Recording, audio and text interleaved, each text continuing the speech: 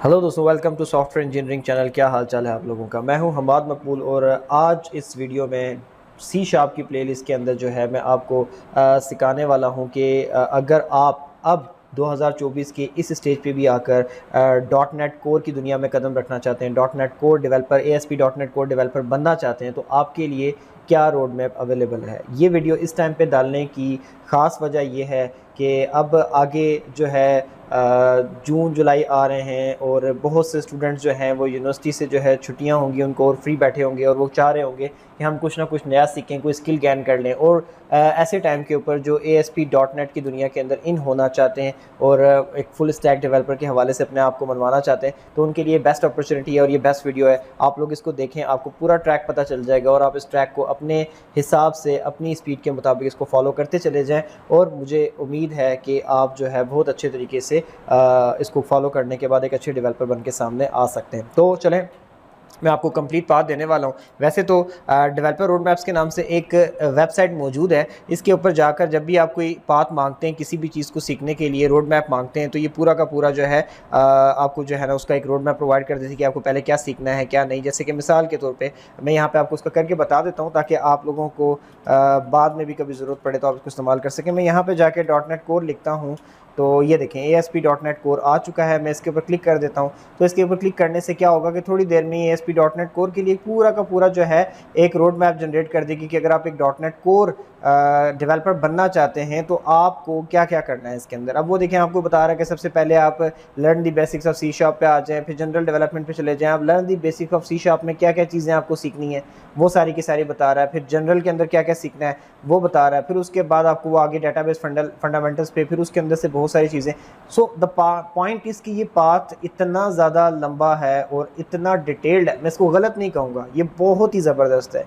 लेकिन एक इंसान जो कि बिल्कुल ही ज़ीरो पे खड़ा है और अभी स्टार्ट लेने का सोच रहा है तो वो मेरे जैसा इंसान तो उसको देख के डर ही जाएगा और वो कहेगा भाई इतना सब कुछ मैं नहीं कर सकता यार, फिलहाल रहने दो, छोड़ दो, 2 महीने की छुट्टियाँ हैं, कहाँ से होगा इतना। ठीक है, तो एटलीस्ट स्टार्ट के लिए आपको एक रिफाइंड किस्म का रोड मैप चाहिए होता है जिस पे इतना ज़्यादा जंगल ना हो बल्कि एक सीधा ट्रैक हो। तो जब इस ट्रैक को मैंने देखा तो इसको स्टडी करके कुछ अपने नॉलेज को इस्तेमाल करके मैंने एक टोटली अलग रोड मैप जो है बनाया है और वो रोड मैप मैं अब आपके सामने रखने वाला हूँ। और वही रोड मैप अगर आपको रिक्वायर्ड हो तो इसी वीडियो के डिस्क्रिप्शन से उसका डाउनलोड लिंक भी आपको मिल जाएगा, आप वहाँ से उठा सकते हो। तो वो रोड मैप मैं आपको चल के दिखाता हूँ कि कौन सा है। ठीक है, तो बेसिकली इसी के अंदर से इसी को रिफाइन करके जो शॉर्टेस्ट रोड मैप बन सकता था एक स्टार्टिंग पॉइंट के ऊपर, वो रोड मैप मैंने बना दिया है। अगर आप उसकी बेस पे चलते हैं तो आप मेन चीज़ें सीख जाएंगे और उसके बाद आप जब दिल चाहे अपने हिसाब से, अपनी स्पीड और अपने पिक लेवल के हिसाब से जो है आप एडवांस से एडवांस चीज़ें सीख सकते हैं। और आपको खुद पता चल चुका होगा कि तब तक कि आपने कौन सी चीज़ को पहले सीखना है और कौन सी को बाद में सीखना है। ठीक हो गया। सो ये जो रोड मैप आपको इस वक्त वेबसाइट पे नज़र आ रहा है, इस वेबसाइट से आप जाके जनरेट करके देख ही सकते हैं। दूसरा जो मैंने इसको रिफाइन करके बनाया है वो मैं आपको दिखा देता हूँ। ये बेसिकली पूरा का पूरा रोड मैप है। अब इसके अंदर सबसे पहले तो आ जाता है कि आपने क्या करना है। सबसे पहला जो मेरा रोड मैप जो मैं आपको देने जा रहा हूँ ASP dot net core developer बनने का, आपने बेसिक्स ऑफ सी शार्प सीखने हैं। ठीक है, अब अगर हम इसको ओपन कर लें तो बेसिक्स ऑफ सी शार्प में क्या आ जाता है कि आपके पास कोड अकेडमी के नाम से एक प्लेटफॉर्म है, फ्री ऑफ कॉस्ट आपको सारे बेसिक ऑफ सी शार्प सिखाता है। लिंक मैंने आगे दे दिया है, आप इस लिंक पे क्लिक करके वहाँ से जाके सीख सकते हो। पॉइंट नंबर 1, अगर आपको उसके अलावा अगर वहाँ से समझ नहीं आ रहा है तो माइक्रोसॉफ्ट का जो ऑफिशियल रिसोर्सेज है सी शार्प को सिखाने के लिए, उनका लिंक भी मैंने आपको दे दिया है, आप वहाँ से सीख सकते हो। और फिर तीसरे नंबर पे अगर आप CS के हो तो जाहिर सी बात है W3 स्कूल को तो जानते ही होगे, आप वहाँ से जाके इसको सीख सकते हो। तो तीनों ऑप्शंस आपके पास अवेलेबल हैं, आप इनमें से जिस मर्जी के ऊपर जाना चाहें आप जा सकते हैं। ठीक हो गया। और इसके अलावा भी कोई तीसरा ऑप्शन, लेट से आप कोई वीडियो सीरीज़ अगर आपको YouTube पे मिल जाती है और आप उसके साथ कंफर्टेबल हैं तो go for that. The point is कि आपने सी शार्प सीखनी है, आप जहाँ से अच्छे से सीख सकें आप उसको फॉलो करें। लेकिन जो मैं ट्रैक आपको दे रहा हूँ उसके अंदर 3 रिसोर्सेज अवेलेबल हैं। अगर आप किसी और फोर्थ रिसोर्स को यूटिलाइज़ करके सीख रहे हो और अगर वहाँ से कोई कंसेप्ट क्लियर नहीं होता तो आप उस पर्टिकुलर कंसेप्ट को क्लियर करने के लिए इनमें से किसी लिंक के ऊपर जाके इसको लिंक को इस्तेमाल कर सकते हैं, या फिर इनको जैसे आप इस्तेमाल करना चाहें अपने हिसाब से कर सकते हैं। द अल्टीमेट गोल इसके आपने सी शार्प सीखनी है। ठीक है, और उसके बेस पे जो मुझे बेस्ट रिसोर्सेज नज़र आए वो मैंने यहाँ पे मेंशन कर दिए। जब आपकी सी शार्प क्लियर हो जाए, जब आपको लगे कि हाँ यार मुझे अच्छे तरीके से सी शार्प आ चुकी है, उसके अंदर रैंडम किस्म के कोड लिखें, थोड़ी सी कोडिंग को भी इस तरीके से आपने करना है कि आपकी प्रॉब्लम सॉल्विंग स्किल्स के ऊपर भी आपको ग्रिप आती चली जाए, और जब आपको फील हो कि यार हाँ मुझे अब सी शार्प आती है, ये वाली फील आने लग जाए, उसके अंदर आपने ऑब्जेक्ट ओरिएंटेड प्रोग्रामिंग के बेसिस को अच्छे से कवर कर लिया हो, सी शार्प के अपने कंसेप्ट को अच्छे से कवर कर लिया हो, तो उसके बाद आपने क्या करना है कि फेज़ 2 की तरफ मूव कर जाना है, और आपने जनरल डेवलपमेंट स्किल्स जो है आपकी, जो नॉर्मली एक आप being a programmer, being a .NET code developer आपको पता होना चाहिए, उनको आपने स्टडी करना है। सबसे पहले तो आप ये चीज़ पढ़ लें कि इंटरनेट की जो दुनिया है जिसको आप इस्तेमाल कर रहे हो बेसिकली काम कैसे करती है, इस पर डिफरेंट आर्टिकल्स पढ़ लो, यूट्यूब वीडियोस देख लो टेक्निकल पॉइंट ऑफ व्यू से, ठीक है ना। आपने इसको अंडरस्टैंड करना है। ये क्यों करना है? क्योंकि अगर आप वेब डेवलपर बनने जा रहे हैं, ASP.NET कोड डेवलपर बनने जा रहे हैं, तो डेफिनेटली आपकी वेबसाइट इंटरनेट पे जानी है, और जिस इंटरनेट पे आपकी साइट जानी है वही नहीं पता आपको कि वो काम कैसे करता है, तो बड़ा मसला हो जाएगा। फिर उसके बाद आपके प्रोटोकॉल्स हैं, HTTPS का है, HTTP का है, इनमें क्या डिफरेंस है, कैसे काम करते हैं, इनको थोड़ा सा स्टडी करें। और स्टडी करने के लिए जो रिसोर्सेज हैं वो मैंने आपको आगे प्रोवाइड कर दिए। ये पूरा का पूरा एक लिंक है, इसके ऊपर भी आप जाके स्टडी कर लोगे तो आपके लिए काफ़ी होगा। फिर उसके बाद दूसरी चीज़ ये कि आपने क्या करना है कि डाटा स्ट्रक्चर्स को स्टडी करना है। ठीक हो गया।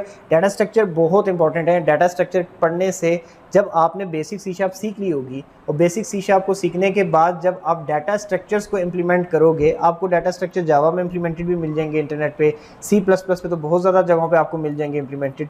आप कोशिश ये करो कि किसी भी लैंग्वेज में आपको मिले, आप हर एक चीज़ को अंडरस्टैंड करो, और उसको अंडरस्टैंड करके आपने जो लैंग्वेज सीखी है सी शार्प, उसके अंदर इम्प्लीमेंट करो। तो उससे क्या होगा कि आपको डाटा स्ट्रक्चर भी समझ आ जाएंगे, और आपकी जो सी शार्प है उसके ऊपर भी आपको ग्रिप आ जाएगी। उसके लिए डाटा स्ट्रक्चर के लिए आपको 2 ट्रैक दे दिए गए। एक है W3 स्कूल, आप वही अगैन उसको आप फॉलो कर सकते हो, और दूसरा मेरा पूरा का पूरा एक कंप्लीट कोर्स डाटा स्ट्रक्चर्स पे अवेलेबल है, और उसके अंदर मैंने सारे डाटा स्ट्रक्चर्स को कवर भी किया है, प्लस डाटा स्ट्रक्चर के PDF फॉर्मेट में नोट्स भी प्रोवाइड किए हुए। तो आप मेरी यूट्यूब चैनल के ऊपर जाकर मतलब मेरे यूट्यूब चैनल जिसके ऊपर अभी आप मौजूद हैं, इसके ऊपर ये प्लेलिस्ट जो डाटा स्ट्रक्चर की आप इसको फॉलो कर सकते हो। इसके अंदर भी मैंने C++ में काम कराया हुआ है। आप कोशिश ये करें कि हर एक डाटा स्ट्रक्चर को सी शार्प में कन्वर्ट करें और उसको अंडरस्टैंड करें। उसके बाद आप कोशिश ये करें कि गिटहब को सीख लें। गिटहब, गिट, वर्जन कंट्रोल, आपकी ये सारी की सारी चीज़ें आपके जो मेरी एक वीडियो है, काफ़ी लंबी सी वीडियो है, आप उसको स्टडी कर लें, उसको देख लें, जिसके अंदर मैंने एक ही वीडियो के अंदर पूरा गिटहब सिखाया है। तो वो एक गिटहब वाली वीडियो देख लें, उसके अंदर आपका गिटहब, वर्जन कंट्रोल, ये क्या चीज़ें हैं, कैसे काम करती हैं, सारी की सारी जो है आपको क्लियर हो जाएंगी। और मैं हाईली रिकमेंड करूँगा कि आप ये लाजमी वीडियो देखें। आपने मेरी नहीं देखनी, आपको कहीं और से समझ आता है, आप वो कर लें। अल्टीमेट गोल इज़ कि आपने गिटहब सीखना है, और उसके बाद जब आप वो सीख लेंगे तो आपने करना क्या है कि आप जितना भी काम कर रहे होंगे सी शार्प का, आपने वो सारा का सारा काम गिटहब पे रिपोजिटरीज वगैरह बना के अपलोड करना है, ताकि आप के पास भी एक ट्रैक मौजूद रहे कि आप क्या कर रहे हो, आप कहाँ जा रहे हो, आपने जो काम किया है वो ज़ाया नहीं होना चाहिए, वो वहाँ पे उसका एक रिकॉर्ड अवेलेबल रहेगा। तो कल जॉब के पॉइंट ऑफ व्यू से भी ये आपकी पोर्टफोलियो के अंदर रिप्रेजेंट हो रहा होता है। ठीक हो गया। तो इसलिए गिटहब को लाजमी सीखना है, प्रोफेशनल लेवल पे भी जाके वो इस्तेमाल होगा, और यहाँ पे भी आपको हेल्प करेगा। ये सारी की सारी स्किल्स सीखने के बाद, अच्छा ये स्किल्स जो मैंने यहाँ पर जनरल डेवलपमेंट स्किल के पॉइंट ऑफ व्यू से मेंशन किए हैं, इसलिए मैंने मेंशन किए हैं कि इन स्किल्स को अगर आपने एक दफ़ा अच्छे से सीख लिया तो डजंट मैटर कि कल आप ASP.NET कोर को छोड़ के, सी शार्प को छोड़ के पाइथन, जावा, किसी तीसरी, चौथी, पांचवी लैंग्वेज पे जाते हो, तो ये जो असूल आपने यहाँ पे सीखे होंगे ये हमेशा यही रहेंगे। गिटहब इस्तेमाल करने का तरीका वही रहेगा, डाटा स्ट्रक्चर जो हैं वही रहेंगे, HTTPS और HTTP के प्रोटोकॉल और इंटरनेट की वर्किंग सब सेम रहेगी। तो ये कंसेप्ट के आपके हर एक लैंग्वेज के साथ इस्तेमाल हो सकते हैं। तो इसलिए आपको ये चाहिए कि आप इनको अच्छे तरीके से सीख लो। अच्छा, अब इसके बाद हम इससे आगे चलते हैं। तो हम उसके बाद अगली बात जो हम करेंगे वो क्या है कि आपने डेटाबेस के फंडामेंटल सीखने हैं। देखिए, अगर आप एक .NET कोड डेवलपर बनने जा रहे हैं, आपकी एक वेबसाइट है, तो ऐसा हो ही नहीं सकता कि उसके पीछे अगर एक बड़ी इंटरप्राइज लेवल की वेब एप्लीकेशन है, वेबसाइट है, तो उसके पीछे डेटाबेस तो होगा ही होगा। ऐसा हो नहीं सकता कि आप डेटाबेस के बगैर एक बहुत बड़ी साइट बना रहे हो और बड़े बड़े रिकॉर्ड्स मैनेज कर रहे हो। तो उसके लिए एक अच्छी डेटाबेस बनाना, एक एफिशिएंट डेटाबेस बनाना आना चाहिए आपको। डेटाबेसेस कैसे काम करती हैं, डेटाबेस की UML डायग्राम्स क्या होते हैं, UML डायग्राम किस तरीके से बनाई जाती हैं, डेटाबेस डिज़ाइंस क्या होते हैं, डेटाबेस के अंदर जो डिफरेंट किस्म के रिलेशनशिप बनाए जाते हैं वो क्या होते हैं, डेटाबेस में जो कीज़ के कंसेप्ट हैं वो क्या होते हैं, स्टोर प्रोसीजर्स क्या होते हैं, ये सब चीज़ें आपने सीख लेनी है और उनको बेसिक्स को आपने स्टडी कर लेना है। और अगर आपको कोई रिसोर्स इंटरनेट पे मिलता है जहाँ पे आप पूरे के पूरे किसी भी डेटाबेस मैनेजमेंट सिस्टम को फॉलो अप करके सीखना चाहें, चीज़ों को, रूल्स को पढ़ना चाहें, तो गो फॉर दैट। बस द पॉइंट इज़ कि आपके डेटाबेस के जो फंडामेंटल्स हैं, जो बुनियादी चीज़ें हैं, वो आपकी क्लियर होनी चाहिए। और अगर आप मुझसे रिकमेंडेशन पूछेंगे तो अगैन मैं आपको रिकमेंड करूँगा कि अगर आपको मेरे लेक्चर्स अच्छे लगते हैं तो मेरी ही बनाई हुई fundamentals of database management management system की जो प्लेलिस्ट है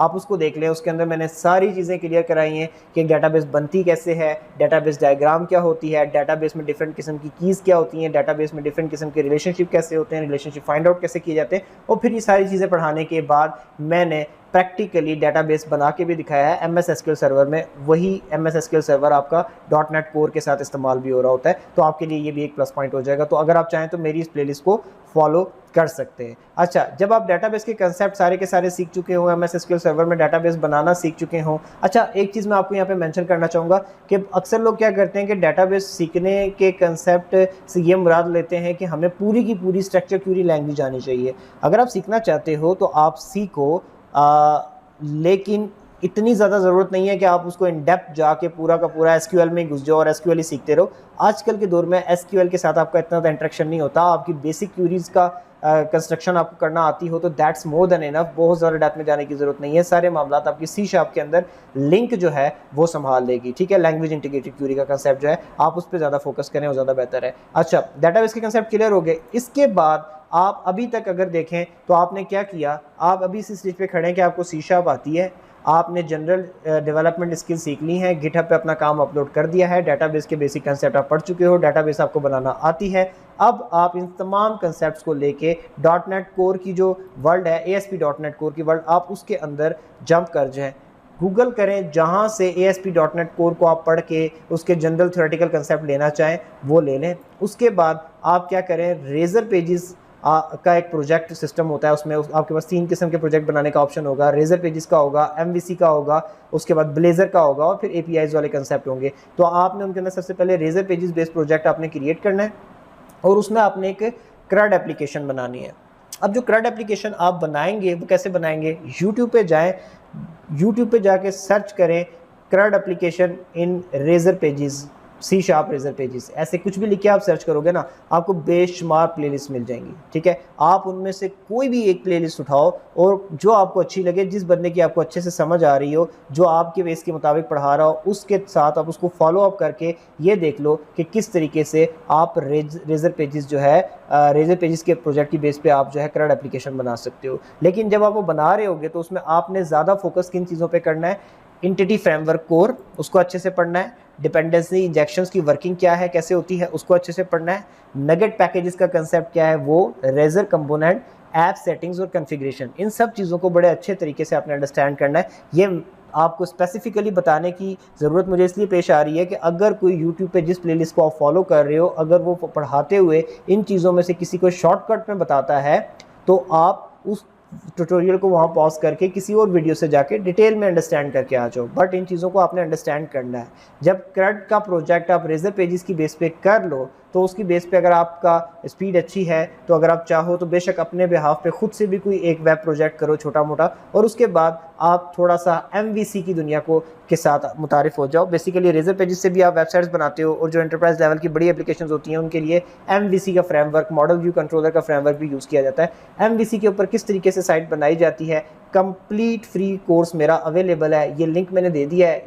ये डॉक्यूमेंट आप PDF फॉर्मेट में वैसे भी इस वीडियो के डिस्क्रिप्शन से निकाल लेंगे। तो इस लिंक के ऊपर जब आप जाएंगे तो यहाँ पर आपको पूरा का पूरा प्लेलिस्ट मिलेगी जिसके अंदर मैंने ज़ीरो से स्टार्ट किया है। ASP.NET कोर की दुनिया, MVC, इन सब चीज़ों के बारे में इनिशियली 1-2 लेक्चर्स में बताया और उसके बाद पूरे प्रैक्टिकल की बेस पे इस प्लेलिस्ट के एंड तक पहुँचते मैंने पूरा का पूरा एक ब्लॉगिंग प्लेटफॉर्म तैयार करवाया है जिसके अंदर आप अपना ब्लॉग पोस्टें कर सकते हैं, ब्लॉग मैनेज कर सकते हैं एंड सो ऑन, सारा का सारा काम मैंने उसके अंदर सिखाया। तो आप ये देख लें, आपको MVC क्लियर हो जाएगा। उसके बाद अच्छी सी प्लेलिस्ट आपने उठानी है कि APIs, restful API, minimal API, ये कंसेप्ट क्या हैं, किस तरीके से काम करते हैं, आपने इनको स्टडी करना है अच्छे तरीके से। उसके बाद ब्लेज़र के फ्रेमवर्क को आपने ब्लेज़र पे चले जाना है, ब्लेज़र की दुनिया क्या है उसको अंडरस्टैंड करें। और उसके बाद मेरी ही प्लेलिस्ट है ब्लेज़र के ऊपर जिस पे मैंने पूरी की पूरी CRUD एप्लीकेशन ब्लेज़र को यूज़ करके बनाई हुई है, आप उसको फॉलो कर लें। यहाँ पर अगर आप इसको फॉलो करेंगे तो आपके 2 बेनिफिट होंगे। अगर MVC की मेरी प्लेलिस्ट देख लेने के बाद आप डायरेक्ट ब्लेज़र की प्लेलिस्ट पे आते हो तो ब्लेज़र की प्लेलिस्ट में मैंने APIs को भी कवर अप किया हुआ है। तो आपका ब्लेजर और एपीआईज दोनों उसी के अंदर कवर हो जाएंगे। मिनिमल एपीआईज को आप इन दोनों चीज़ों के बाद भी कर सकते हो। जब ये सारी की सारी चीज़ें आपकी क्लियर हो चुके हैं और आपको लगे कि आपको सी शार्प पे और इन सब चीज़ों के ऊपर बड़ी ज़बरदस्त किस्म की ग्रिप आ चुकी है, तो रियल टाइम कम्युनिकेशन सिस्टम जो है उसको भी स्टडी कर लेना। रियल टाइम कम्युनिकेशन सिस्टम ये होता है कि आपकी वेबसाइट आपके सामने खुली हुई है, आप उसको रिफ्रेश नहीं भी करते, फिर भी कोई नोटिफिकेशन आता है तो फ़ौरन आपके सामने बेल कर दे, आपके पास उसका आइकॉन आ जाए, अलर्ट आ जाए, या फिर कोई मैसेज करता है तो चैट सिस्टम के अंदर आपको वो मैसेज आ जाए फ़ौरन, आपको पेज बार बार रिफ्रेश ना करना पड़े। जब तक आप यहाँ तक इस स्टेज तक पहुँचते हैं आपको रियल टाइम कम्युनिकेशन की ज़रूरत का एहसास हो चुका होगा, फिर उस वक्त आपने सिग्नल आर के नाम से जो है एक लाइब्रेरी है, एक नगेट पैकेज सिस्टम है, पूरा का पूरा आपने उसको अंडरस्टैंड कर लेना है कि सिग्नल आर की दुनिया क्या है और किस तरीके से इसके ऊपर रियल टाइम कम्युनिकेशन होती है। ये सारे के सारे काम आपने करने हैं। आप काफ़ी ज़्यादा अगर आप इस पूरे ट्रैक को, ये बहुत ज़्यादा जिसे कहते हैं ना कि रिफ़ाइन किया हुआ ट्रैक है, इस ट्रैक को अगर आप लेके चलते हो तो ये जो इतना बड़ा ट्रैक मैंने दिखाया है इसमें सारी चीज़ें हैं, लेकिन इसमें बहुत सारी एडिशनल है, ठीक है ना, जिनको बहुत ज़्यादा इस्तेमाल होने की ज़रूरत नहीं पड़ी होती। मिसाल के तौर पे अब डाटाबेस के ऊपर जाकर इन्होंने पता नहीं कितने डाटाबेस कवर अप कर दिए हैं, हालांकि आप इन सब को एक ही दफ़ा इस्तेमाल नहीं कर रहे होते। हाँ, ये आपकी प्रोफाइल बिल्डिंग के लिए बहुत अच्छी बात है कि आपको ये भी आता है, ये भी आता है, ये भी आता है, ये भी आता है, ये भी आता है, लेकिन जब आप जीरो से स्टार्ट कर रहे हो तो आप सबके ऊपर नज़र नहीं मारते, आप मैन चीज़ों पे नज़र मारते हो। आप बेसिकली जो आपका रोड मैप है, जिसकी वजह से आपकी एक कंप्लीट वेबसाइट बन सकती है, सबसे पहले तो आप उसके ऊपर फोकस करते हो। जब वो आपको आ चुका होता है उसके बाद फिर आप एडिशनल ब्रांचेस की तरफ निकलते हो। तो मैंने वो एक रोड मैप इसमें से अलग किया है जिसकी बेस पे आप चलकर एक पूरी की पूरी कंप्लीट वेबसाइट तैयार कर सकते हो। फिर उसके बाद आप उसकी एडिशनल ब्रांचेस चीज़ें जब टाइम मिलते साथ साथ पढ़ते चले जाना, एक ही दफ़ा सारी चीज़ें पढ़ने की ज़रूरत नहीं है। फिर उसके बाद अगली चीज़ क्या है, बी सोशल। ये बहुत इंपॉर्टेंट चीज़ है। आपने क्या करना है कि ये काम आपने एंड पे जाकर नहीं करना, जब आप बेसिक्स ऑफ सी शार्प सीखना शुरू करेंगे उसी वक्त आपने क्या करना है कि खुद अपने अकाउंट बना लेने हैं, लिंक्डइन पे, ट्विटर पे और इस तरीके की डिफरेंट कम्युनिटीज़ वगैरह ज्वाइन कर लेनी है डेवलपर्स की। और ट्विटर और लिंक्डइन तो मैं हाईली रिकमेंड करूँगा कि आप लाजमी ज्वाइन करें। और वहाँ पे जाने के बाद आपने क्या करना है, जो .NET के रेलेवेंट बातें करने वाले लोग हैं उनको फॉलो कर लें, जो वहाँ पे ग्रुप हैं, कम्युनिटीज़ हैं, उनको फॉलो कर लें। अपनी प्रोफाइल की बायो में लिख दें कि आप .NET डेवलपर बनने के जर्नी के ऊपर जो है चल रहे हैं और सब कुछ वो सारी की सारी बात बता दें। और उसके बाद आप क्या करें कि आप जो कुछ सीखते जा रहे हैं रोज़ अपनी जो प्रोग्रेस रिपोर्ट है वो एक प्रॉपर फॉर्मेट में लिख कर विद स्क्रीनशॉट आप ट्विटर के ऊपर, आप लिंक्डइन के ऊपर पोस्ट करें। इससे फ़ायदा क्या होगा कि लोग देखेंगे कि ये हमारी नज़रों के सामने ये बंदा आया है और इसने हमारे सामने प्रोग्रेस करना शुरू की है और आप किस तरीके से सीखते चले जा रहे हैं, और आप भी उसके अंदर फिर अकाउंटेबल रहेंगे। आपको पता होगा कि यार मैंने कल की पोस्ट की थी और उसके अंदर बड़ा ज़बरदस्त तरीके से बताया था कि मैंने ये कुछ सीखा है, अब मैं आगे 2 दिन गायब हो गया हूँ, तो सोशल नेटवर्क पर जो लोग मौजूद हैं वो भी देख रहे होंगे यार क्या अजीब बंदा है, एक दिन आया काम करके थोड़ा सा गायब हो गया। ये काम नहीं करना, आप खुद को अकाउंटेबल करें सबके सामने, ठीक हो गया। अच्छा, और फिर लोगों के ओपिनियंस भी उस पर मिलेंगे, उससे भी बहुत कुछ सीखने में मिलेगा। तो वो आपका जितना भी जर्नी है सीखने का, एक तो उसका पूरा का पूरा एक लॉग बन रहा होगा, एक डायरी चल रही होगी समझ लें आपकी, अगर आप लिंक्डइन या ट्विटर के ऊपर उसको लेके चलते हैं, बल्कि दोनों पे लेके चलें मैं तो यही कहूँगा।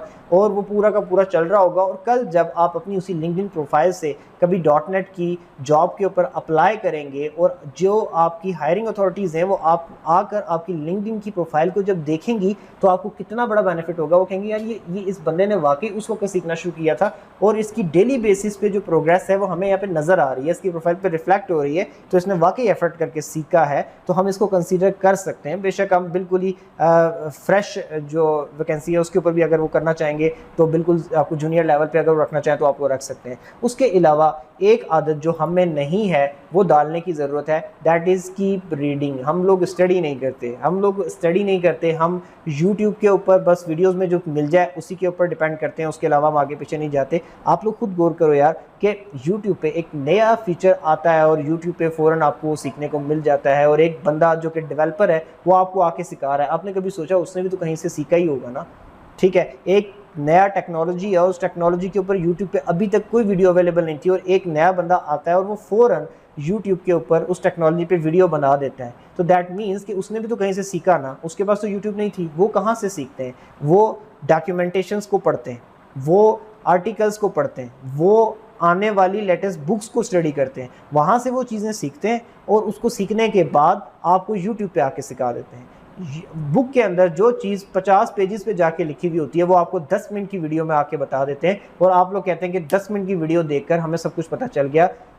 बिल्कुल भी ऐसा होता नहीं है, आप एक इल्यूजन में होते हो। जो चीज़ें 50 पेजेस पे एक्सप्लेन की गई हैं किताब में, आप 10 मिनट में कैसे देख के उसको कवर अप कर सकते हो। बहुत सारी डिटेल्स इसकी पूरी होती हैं। तो थोड़ी सी रीडिंग की आदत डालें। और रीडिंग के लिए अगर मैं बात करूं तो मीडियम एक प्लेटफॉर्म है। सबसे पहले तो मैंने यहाँ पे लास्ट पे लिखा है, लेकिन मैं सबसे पहले आपको बताऊंगा कि मीडियम पे जाके .NET के रेलेवेंट जो लोगों के आर्टिकल आ रहे हैं आप उनको स्टडी करें, और जब वहाँ से थोड़ी सी आपकी स्टडी की आदत बन जाए तो मैंने कुछ बुक्स के नाम यहाँ पे लिखे हैं 2024 के अंदर। ये बेस्ट बुक्स हैं इस वक्त की, और अगर इसके बाद आप आगे भी फॉलो करेंगे 2024 की जगह 2025, 2026, तो उनके अंदर भी आपकी उस टाइम के हिसाब से जो बुक्स होंगी .NET 9 के हिसाब से वो आप उस वक्त कितनी आपको ग्रिप आ चुकी होगी, आपके रिसोर्सेज बन चुके होंगे कि आपको नई आने वाली बुक्स के बारे में पता चलता रहेगा। और जो हाईली रिकमेंडेड बुक्स हैं, पहली बुक ये है C# 12 and .NET 8 modern cross platform fundamentals. ठीक है, 8 एडिशन है ये, आप इसको पढ़ें। Software architecture with C# 12 and .NET 8 4th edition, बहुत ज़बरदस्त किताब है, इसको पढ़ें।